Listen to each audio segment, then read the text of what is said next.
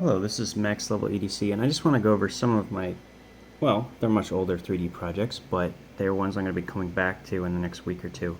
The first one was a fidget spinner slingshot. And it's something that was fairly successful. I have some pictures up that can show how I've attached it, etc. And I'll make sure if anyone's interested, I'll find that for them.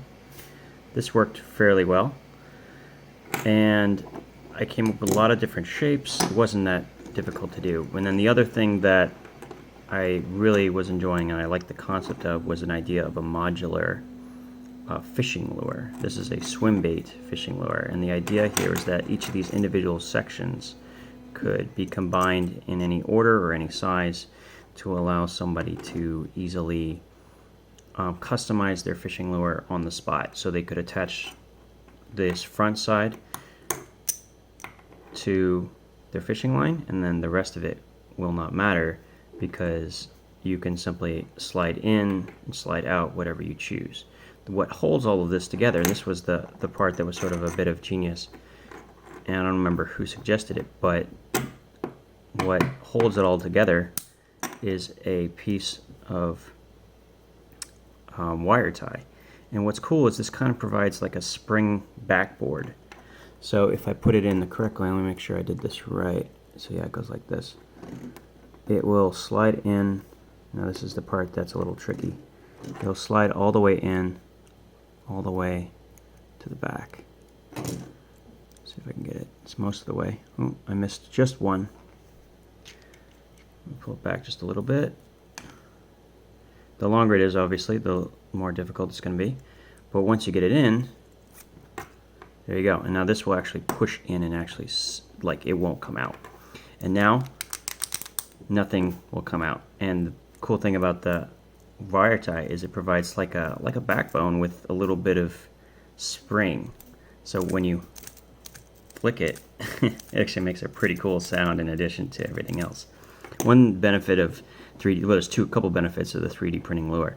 One is you can use PLA, which is a biodegradable plastic that, unlike ABS, yes, it doesn't last as long, but because this is modular, and if you set the tension for breaking point on each of these little points properly, you can have a fish that's too big simply ripping the back of this, or if you hook it on a log, simply taking out a couple of sections versus taking out the entire lure. So you waste less, essentially.